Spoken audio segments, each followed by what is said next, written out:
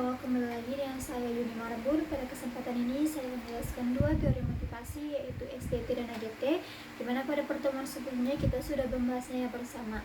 Nah, yang pertama kita mulai dari SDT atau yang sering disebut sebagai Self-Determination Theory. Nah, dimana teori ini menjelaskan bahwa motivasi seseorang akan berkembang dengan baik jika tiga kebutuhan dasarnya sudah terpenuhi, yaitu ada otonomi, kompetensi, dan relasi. Nah, otonomi berarti ketika seseorang merasa memiliki kebebasan dalam memilih dan menentukan tindakannya sendiri. Nah, kompetensi berarti ketika seseorang merasa mampu dan percaya diri dalam menjalankan suatu tugasnya. Nah, sementara itu ada relasi. Nah, relasi berarti ketika seseorang merasa diterima, dihargai, dan memiliki hubungan yang baik dengan orang lain. Nah, dalam kehidupan kita sehari-hari, khususnya dalam dunia pendidikan, mahasiswa akan lebih termotivasi jika diberi satu kesempatan untuk belajar secara mandiri dan merasa mampu memahami ketika mereka memahami materi dan mendapatkan dukungan dari guru ataupun teman-temannya ataupun dari orang tuanya. Nah, dalam teori SDT atau self-determination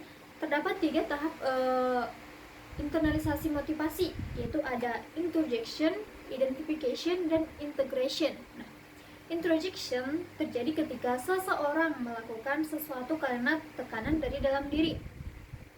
Yang kedua adalah identification. Nah, terjadi ketika seseorang mulai memahami bahwa kegiatan tersebut memang penting. Yang dimaksud adalah tekanan tersebut. Nah, yang terakhir adalah integration. Nah, hal ini terjadi ketika perilaku itu sudah menjadi bagian dari nilai dan jati kita masing-masing. Nah, teori yang kedua yang akan kita bahas adalah AGT atau yang disebut sebagai Achievement Goal Theory. Nah, di mana teori ini menjelaskan bahwa motivasi seseorang juga dipengaruhi oleh tujuan yang ingin dicapai. Dalam teori ini terdapat 4 orientasi tujuan, yaitu ada Mastery Approach and Mastery Avoidance, dan Performance Approach and Performance Avoidance.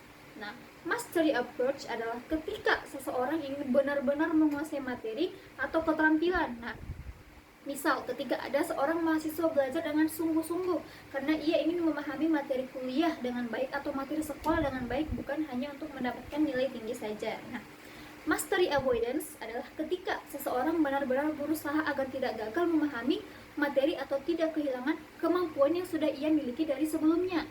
Nah, yang selanjutnya adalah performance approach. Nah, adalah ketika seseorang ingin menunjukkan kemampuannya yang lebih baik dibanding dari orang lain.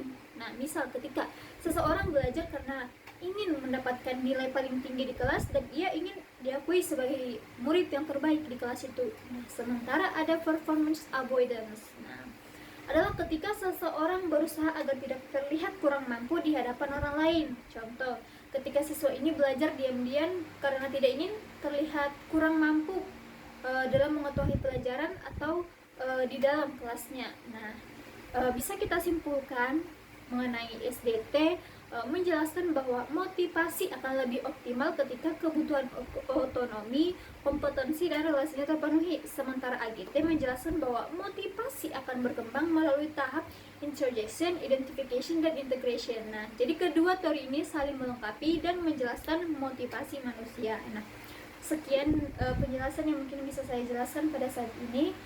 Sekian dan terima kasih.